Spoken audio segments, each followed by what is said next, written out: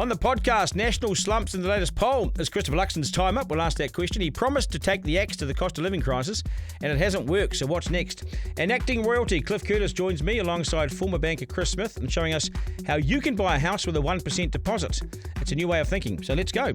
Are we paying these people to front up, or are we paying them to fly to Wellington to eat their lunch? Should you really lose your career for refusing to take part in a 90-minute lesson about Māori culture? This government doesn't actually have any idea how to get economic growth. Show us what you made of, Prime Minister.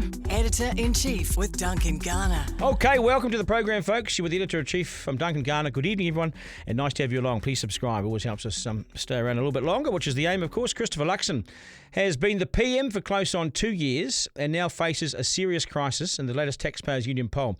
He cannot get enough support for a second term. 61 seats each. It's a hung parliament, folks. Is Luxon the problem, or is it the wider coalition? If it's Luxon, do they need to get on and roll them now? So we'll look at that tonight.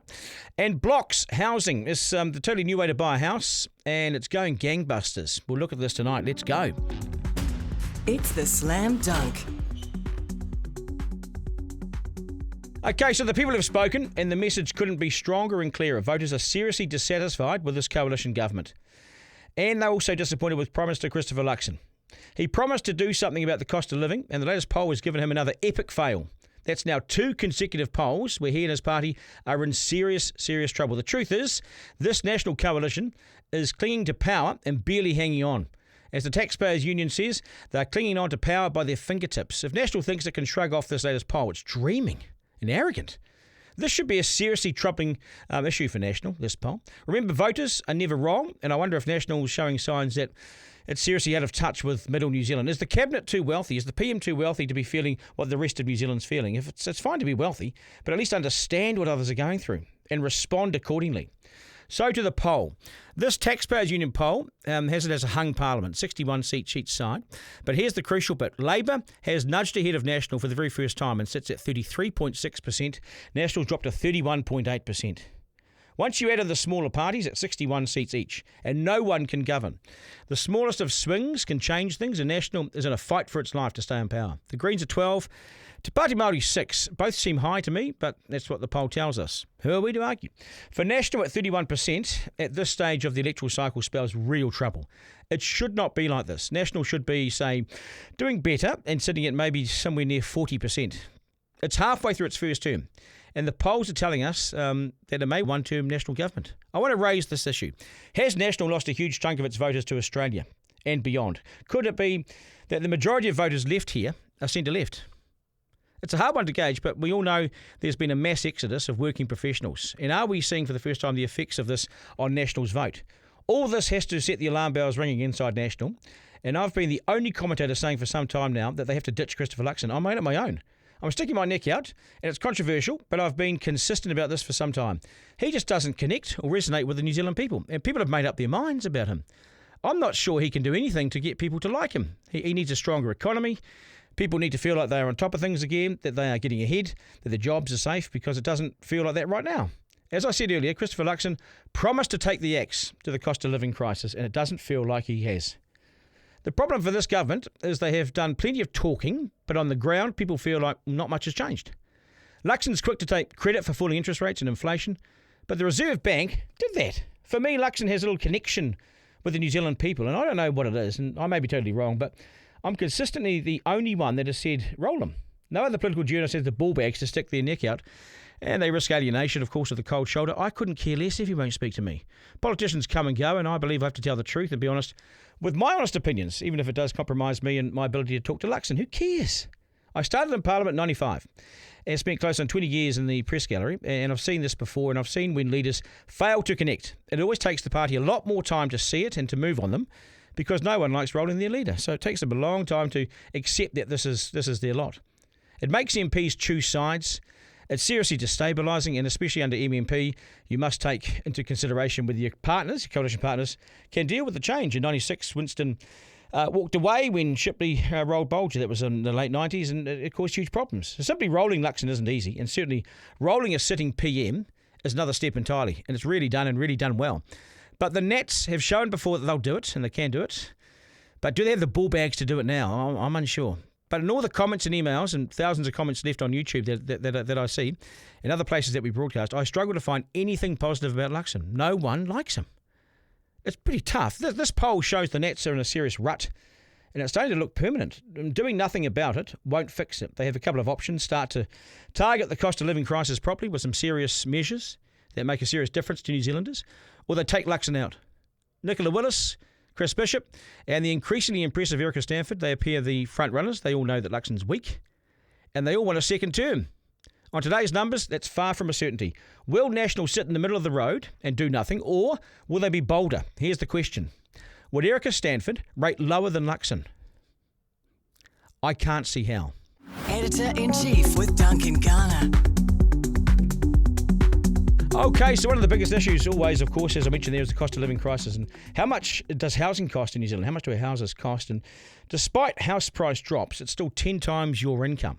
And that's debilitating for many, many Kiwis. Home ownership rates, of course, are down and continue that trend, of course. One man is trying to change that is former banker Chris Smith, alongside a bloke that you'll recognise as Kiwi acting royalty, Hollywood acting royalty, actually, our very own Cliffy Curtis. Both men have set up blocks. That's a new way into home ownership without the huge deposit. It means you front up with, say, 1%, pay a monthly set fee that slowly builds equity in the house year by year. It's a different way of buying a house, different way of thinking, and it's here, and it's getting increasingly popular.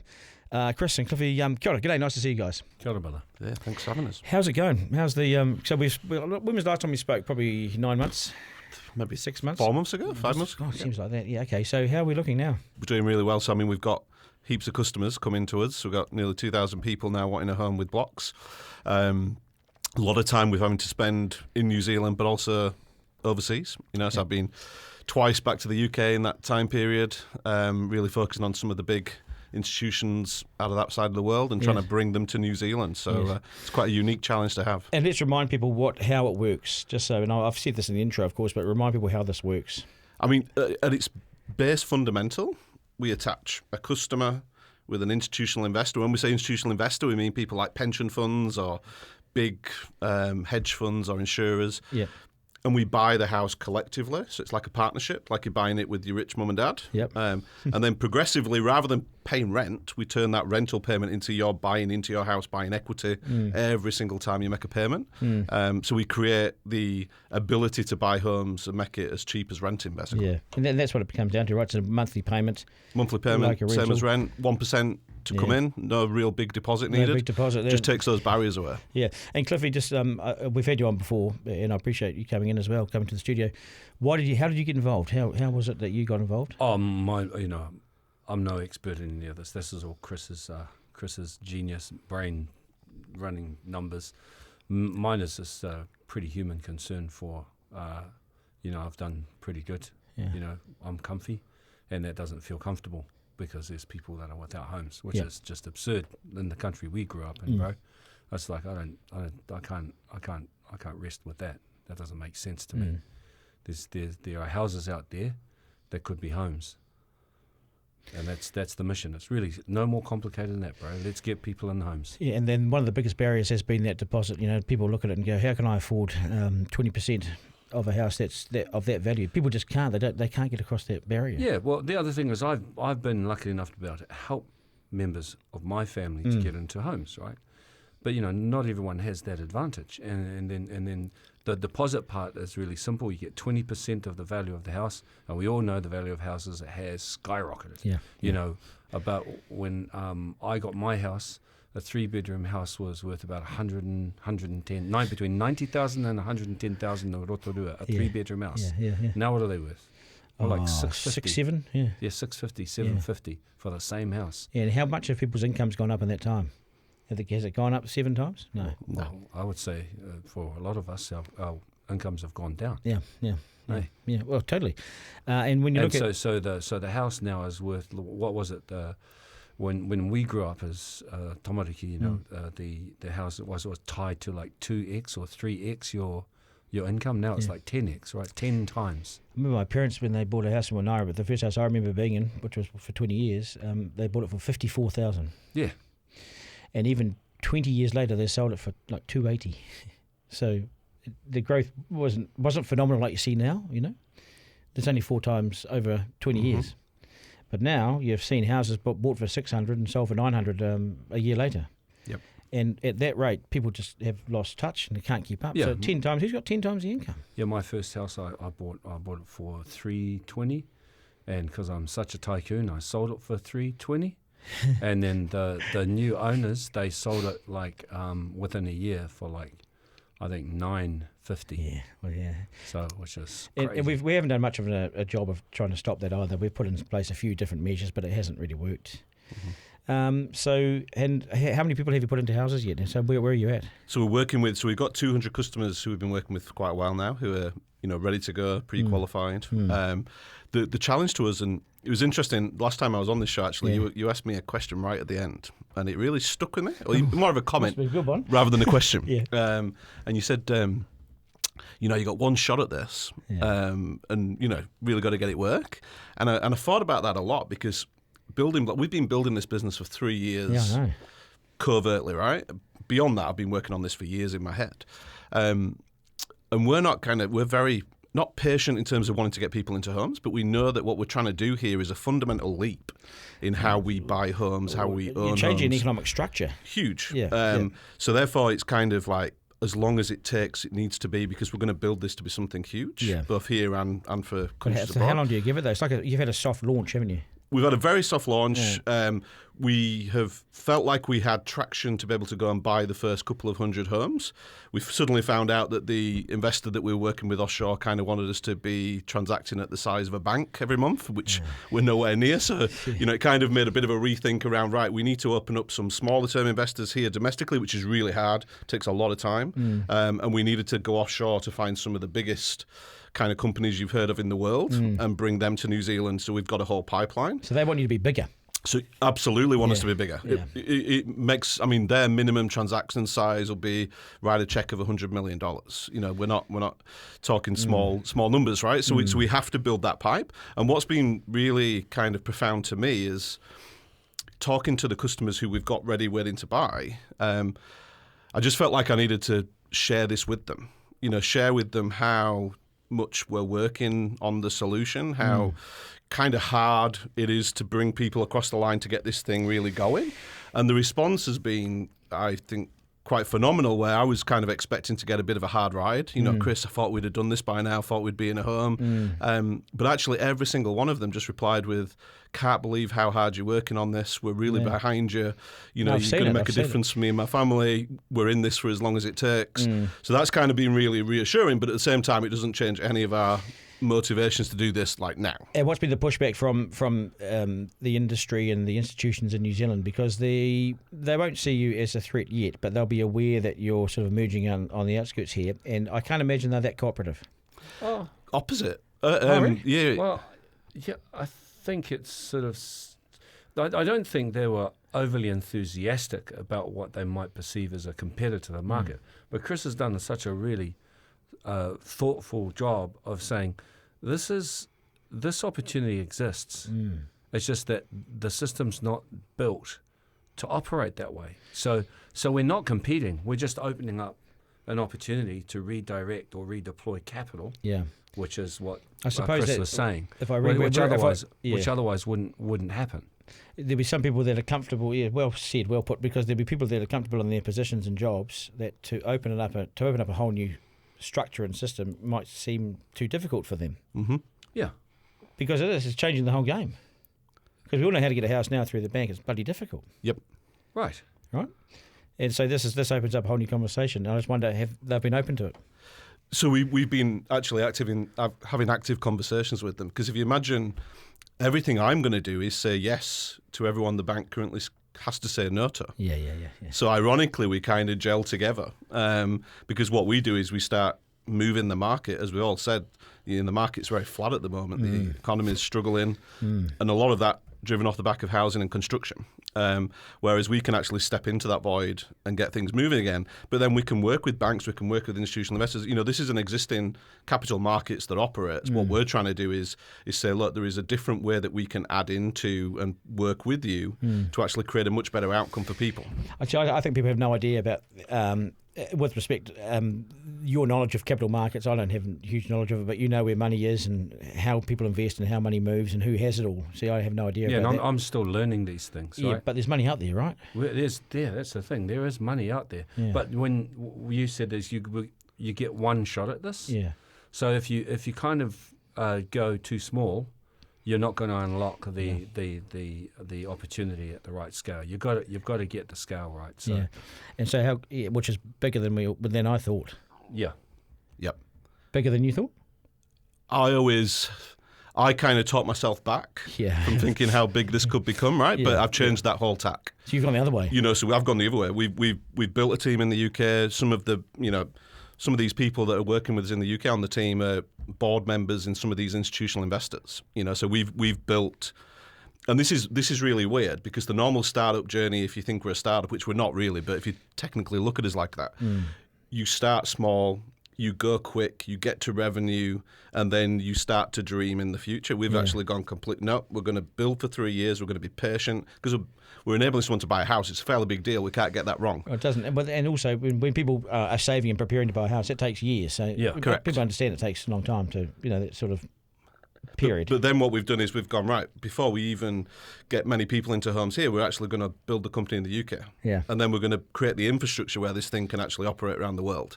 So we've been building a lot of that over the last year, 2 years, at the same time of getting the pilot really humming in New Zealand. And since I came on, so I put out a couple of feelers straight away to say to some people, that individuals and operators that I know, like, what's your feeling on this? And they were pretty cool about it. They were like, oh yeah, looks interesting. Yeah, sure. But over the last, more recently, they're leaning in. Right, more interested. Yeah, they're more interested. So something is shifting and changing. What was, and I think the undersell over deliver thing is, I think culturally I like that. I like that about us. I think it's like crucial. culturally, I'm not into like overselling a big idea and a big dream. Well, people don't believe it. People don't believe it. Doesn't sound right? Well, just not believable. Yeah, I'd rather start off conservatively and sort of slowly and sort of work our way in. But I think that because we've been patient and because we've been working and building out the structure of it and getting the narrative right and making sure that all the mechanisms are in place. Well, this is Chris, actually, and Brett. They've been doing all of the heavy lifting on all of that. Yeah, but you're right about the oversell, underdeliver, oversell, whatever you want to call it, because my old man always said to me, if it's too in finance, he was in too finance, good to be true. Yeah. Yeah, if it's too good to be true, it is too good to be true. And a couple of times in my life, I've done something and it's proven to be right. He's no longer with me, but I can hear him in my ear. Yeah. It's true.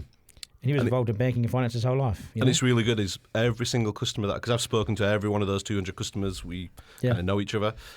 They all ask me that question. Yes, is this too good to be true? People say that to me too when they talk about this. So it's really there. I was just saying it today to Chris. It's like, well, who's got the loan? Where's the money? Whose money is it? Yeah, but it's the same. This is what makes sense to me, right? I've helped out a number of my family members. Yeah. Do you think I helped them getting into the house by putting them on a mortgage? Yeah, no. I didn't. No. I didn't. It's a totally different setting. Yeah. Now, but you see, if you take that and you scale it up by one house to 100 houses as a co-investor in the house, This is it. That's pretty much. It's I'm a layman. I don't have any fancier way of understanding Well, it. you're connecting the two parts directly. Yeah, well, I understood it right from the start when you came in and you showed me that graphic. Yep.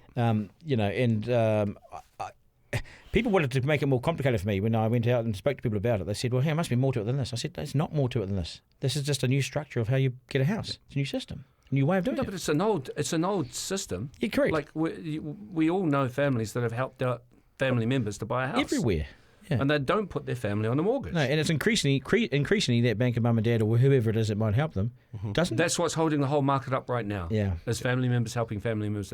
The issue is that we've got an increasing margin of people in society that don't have that hand up from family members. Yep. And that's the opportunity. Yep. So we replace the mum, the dad, the family member who's got the means with an institutional fund. Yes. And we say, here's a great opportunity. That's perfect. It's right there. That's for them, that's the best way of saying it. And to keep that simple thing going for the institutional investor, because often you go, why would they want to do it? And it's like, well, they want access to this market like you do. Yeah. But they just want it in a big way, whereas you want it for one house. And what it also means for them is they get a return, but they're actually contributing and having impact in society, which they actually do want to achieve, as long as the return's still there. I think the language, even an institutional investor, can Sounds- confuse. yeah, it sounds- to me, it's official. like- I'm what's scared. that? I'm out of here. What is an institution? Sounds scary. Well, but the Yeah. Bank of Chris and Cliff, it might, but you know what I'm saying. They're just sort of not dumbing down the language, but making it more approachable. Like, institutional investors scare me. It's like That does sound scary. Yeah, that's it right. sounds like I'm going to get hauled in and get told I can't have any borrowings Okay. or whatever. So, Can I put it in my dummy terms? yeah, I think you Like- just did before. Well, I'll put it this way. The difference that I understand between institutional funds, Chris, correct me if I'm Yeah. way off here. A commercial fund is looking for higher returns faster. Yep. A commercial fund could be wanting, any from like 10 to 15 to 20% Yeah. return on their investment. A high net worth individuals who I know, they want more than that. They want X5, X10. They want 10 times their money. The stock market wants 10 times the value of something. Yeah.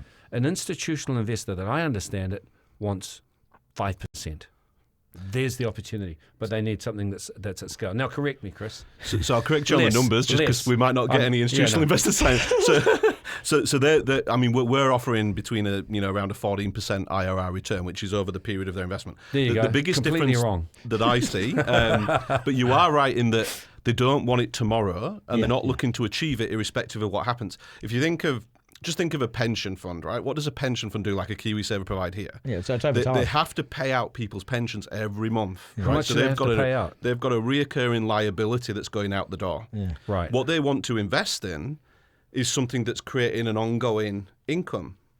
Yeah, And so it's for a long long-term. time, Yes, like time 10, and market. 15 years. Yeah. What gets that? It's a house. Yeah. Because So somebody's yeah. buying it. So it's really simple. I'm just doing a job for them by making their world work. And you don't have to release money every month and pay people their super or pay people, off their investment fund. No, So they're it's going one looking way. for that match. Yeah, I get it. Yep. So that's what we give to them, and ironically, that match then goes to the customer to match with the house. Yeah. So it links the system together in a very, but it cuts out all of the current people in the middle of that transaction. The people Let me that, try this again then.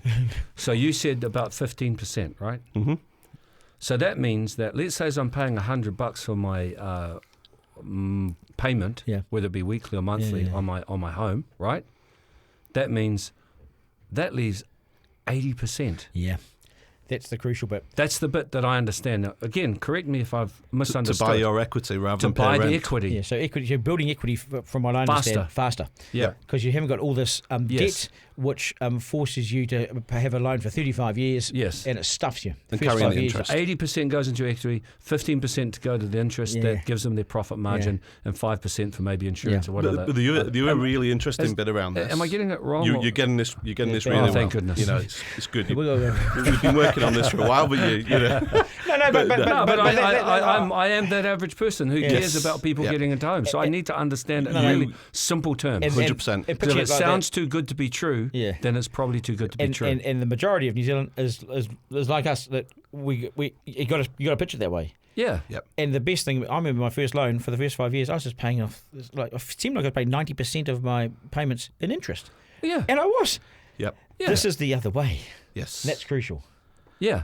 The other thing it does, though, That's which I why think, when I bought my first house for 320,000 and I sold it for 320,000, I went backwards. Yeah, I thought I was doing okay. because you'd already paid 400,000. So I'd Paid already all that paid interest out, for yeah, the and 2-3 fees. years I'd be paying to the bank. I got no equity. It was Yeah. just all interest. Yeah. So I got backwards on the fees to buy the house, the fees to sell the house, and the interest Yeah, of that course it went is. out the window. Lawyers and real so estate. so I went backwards. I The lost other money. thing, though, when you talk to me about thinking big about blocks, though, is it's kind of one part of the journey is changing how people can now own and buy houses, Yes, yes. which is fundamental, which is what we're working on now. Mission is get people into homes now. But then when you look beyond that, because you've created a new system and a new market, now you can suddenly be way more flexible with the house itself. Right. Because it's more like, if you think structurally, I'm more like I'm fluid. I can move houses much easier. Everything's easier to do with that home When you have scale as than well. it was to have a 30-year loan. Another dummy note from me, just call me dummy. So it's like, so therefore then you don't have to apply penalties. Yeah. Which is when you're your first time home owner or home buyer, you know, and you look at this mortgage thing, and they hand you all over these terms and conditions. It's like penalised for this, penalised for that. Yeah. You know, if you want to pay more money into your mortgage, Penalised. penalised. Yeah. If you can't quite make the payments, that penalised. If you don't have the deposit, a greater fee. Right. Yeah. If you want to, yeah. So all of that, there's penalties all over it. Yeah. Which is why it's such a great opportunity, because this system doesn't require all of those penalties because it doesn't have to service all of that. But I've seen the houses. I've seen some of the stuff that you've sent through, and I think it's really attractive. Yep. You know, it's quite exciting. Oh, it's looking really exciting. I mean, we're on the ground here in New Zealand. I wish I could share some of the people we're working with, but we're under confidentiality. But we're working right here, right now, with people on the ground in New Zealand, bringing houses into the system, which is what we're working with fantastic customers right now. So, but then we're also talking to some of the big players around how we set up for 2-3 years' time in the future. So it is all really, really happening right now. It's a long runway, though, eh? It is. This is my career. This is the rest of my career doing this. Yeah. I'll probably be on your show in 20 years' time, Duncan. Yeah, well, a few more grey hairs. Hey, that'd be a great thing if the show's still going. You know? No, we just got to do everything But we putting can to people get people into homes. Well, you know what you've done with your whānau, putting, Yeah. helping out different members. It changes their life. Yeah. No, yeah. I mean, yeah, it gives them somewhere to live. Yeah. Somebody to call home. Yeah. And you're setting the kids and their health and their achievements and stuff, eh? Just and their Well, security. one of my whānau members, right, so raised their children in there, and now they're raising their grandchildren in there. But if they didn't have a home to do so, they wouldn't be able to do that. That's 3 generations impacted by that. Yeah. By one home. Yeah. And it's really, really important that we really differentiate. When we say home, we mean a place that you own. Yeah. Because when I was growing up, I lived in social housing. I've said that to you before.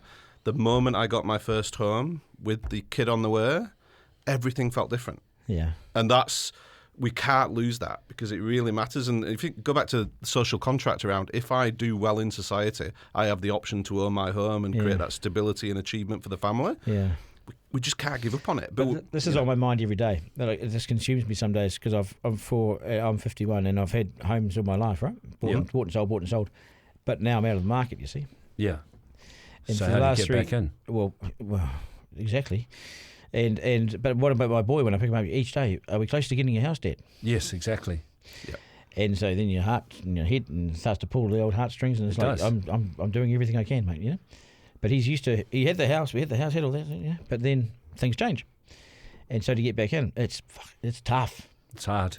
It's hard, Yeah, it's hard for me. If it's hard for me, it's hard for a lot of people. I was talking to 2 of my boys about this yesterday, and one of them's like, "Oh, when are we going to get why can't we have a flasher house?" And then the little one is like, I was born in this house. So the home is more important to some than to others. It's pretty critical.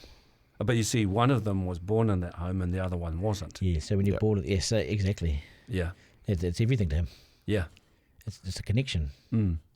But also, just going back to New Zealand, one of my sacrifices through this journey is back renting. When you don't earn money for a number of years, you can't afford to do everything you want to. And it's just so difficult to rent in this country. It's become difficult, yeah. But you think because of the number of people at the front door or the cost? Well, we had to move house within a year of arriving back because the previous landlord just suddenly needed to sell. You just there isn't the stability around the rental market like you do get in more regulated rental markets around the world. Because there's no such thing as long-term rentals here, really. The legislation, they tried to change it, but I'm not sure what it is now. But I don't know. There's a whole market in that kind of stuff, and that's fine because for one of my kids, they'll never want to be stuck down to one thing. Our conversation as to my other child who's just like, nah, this is my home. I don't want to go anywhere. So this is for people that want that, really. And not everybody wants the same thing. No, they don't. But my boy's like, I want to put my feet down somewhere and I want to be there forever, Dad. Yeah. Yep. The forever home. That's the dream, mate. Put some sheep at the front and whatever. Sort of guy, Bury you in the backyard. Well, I can't imagine being in the front. Make sure he's 12 foot under so he can come back. Awesome to catch up, guys. When do you reckon that you'll have one of those moments, which is a sort of a next breakthrough moment? Oh, I'm very, I'm going to say confident, but we're really focused on the next couple of months. I want to come back on your show in 3 months' time. Yeah, you're welcome. And we're talking about real people in real houses. Bring them in. We'll bring them in. We're working, bro. I know you are. I know you are. Yep. I mean, I believe in you. Yep. So I'll keep getting you back and keep it. I'm interested. No, I appreciate that. Yeah, you guys are awesome. Thanks, you, boys. Editor-in-Chief with Duncan Garner. Okay, time for letters to the editor. Hi, Duncan. As a long-time fan of yours, I like your style and your integrity. I'd like to pass on some helpful, relevant insights onto you into the field of education. I have 40 years of teaching experience in the education system, and that time I've had dealings with Doug Kidd, Trevor Mallard, Chris Hipkins, Erica Stanford. And for years I've been developing increasingly effective ways to teach mathematics. Mathematics accounts for half the learning problems that students experience in our education system. So if we want to make our gains, or want to make gains in our system, we must sort out the way we teach and test maths. I will list some things which may interest you. At the moment, in a number of secondary schools, they are employing unsuitable teachers because anybody in front of a classroom is better than nobody at all. I hear this all the time. Our education system starves our children. Boxed-in thinking is a major problem in the system. Teacher training has failed to keep up with the advances provided by neuroscience. The use of concrete concepts is poorly understood in the secondary sector. Our educational system is based on a flawed assumption that occurred in the middle of the 20th century. NCEA exams have altered the way students do exams in a negative way.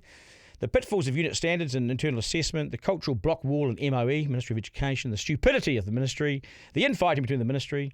Solutions to the current situation, use the flow state. What is that? That's enough for the moment. Cheers, Grant. Thank you, Grant. Appreciate that, but we are in trouble. NCA's help nobody. Okay, that is us. Thanks for your feedback and support. Get in touch through our social media, Duncan Garner Podcast, TikTok, Instagram. Flick us an email, duncan@rover.nz, to my team. Thank you, boys. We'll do it again tomorrow. Remember, life's a dress rehearsal. No curtain raiser, no nothing. This is it. We live in one of the best places on earth. So get out, enjoy it. Have a great rest of the evening. Look after yourselves. Take care, and thanks so much for watching and listening to the podcast. Ta-da. Editor-in-Chief with Duncan Garner.